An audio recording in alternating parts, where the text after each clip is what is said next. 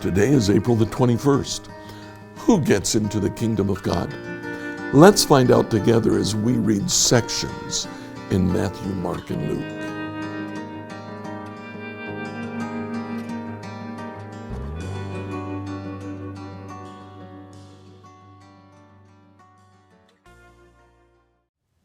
In reading through the Bible in a year today, I'd like you to read Matthew 19 to 20:16.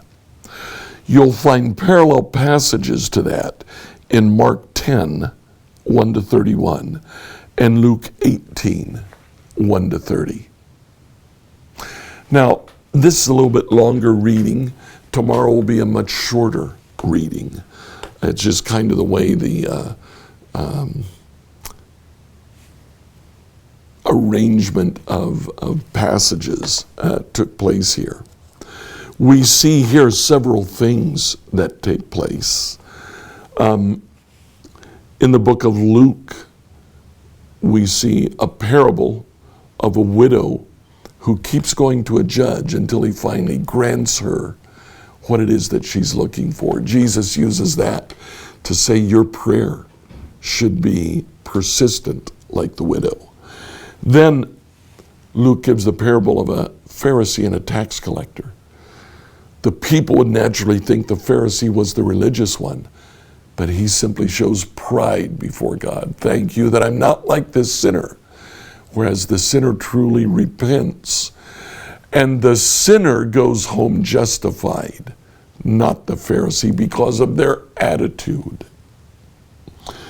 Jesus, in Matthew and Mark, teaches on divorce. As he teaches on divorce, he gives us concepts that we need to understand. Jesus blesses the children.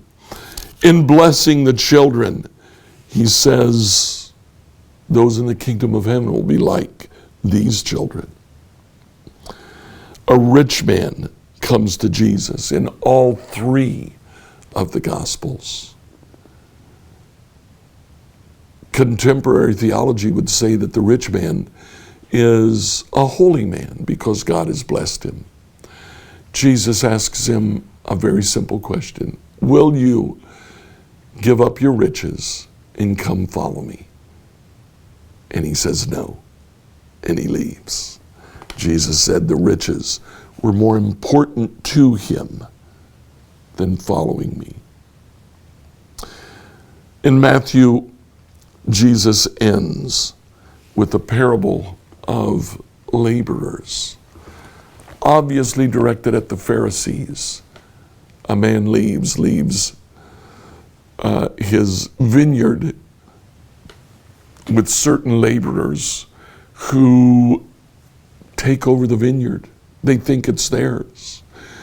When the master sends workers to collect the proceeds from the vineyards, they beat them, they abuse them, eventually killing even his own son. It was directed at the Pharisees. In the middle of all of this, I'm reading now from the book of Matthew, starting in chapter 19, verse 25. After Jesus taught about the rich man, the disciples said, well then, who in the world can be saved? Jesus said, humanly speaking, nobody. It's impossible. But with God, everything is possible. Peter says, Lord, you told the rich man to give away what he had. We've done that. We've given up everything to follow you. What do we get? Jesus satisfies Peter's morbid question here by saying, you know what? You'll get a throne. You will be one of those who sit on 12 thrones, judging the 12 tribes of Israel. You've given up a lot, but you've gained a lot. I've given you a new family. I've given you a new direction. And then he finishes with verse 30. Many who are the greatest now will be least important then. And those who seem least important now will be the greatest then. The last will be first. The first will be last. Who gets into the kingdom of heaven? Judging by what Jesus says all through this passage, because all of this passage is about discipleship and following Jesus. Jesus says, you're going to be surprised by who gets in. The people you think are going to be there, not so much. The people that you don't think will be there will be the leaders there, the children, the poor. Not the religious leaders, not the laborers, not the rich. Jesus says, those who get into the kingdom of heaven are those who are willing to give up everything to follow me. So what about you? Are you following Jesus today? Please, make sure you are. Like, follow, and subscribe to this devotional on whatever platform you used to listen to it. Email your questions to us at questions@becomehope.com.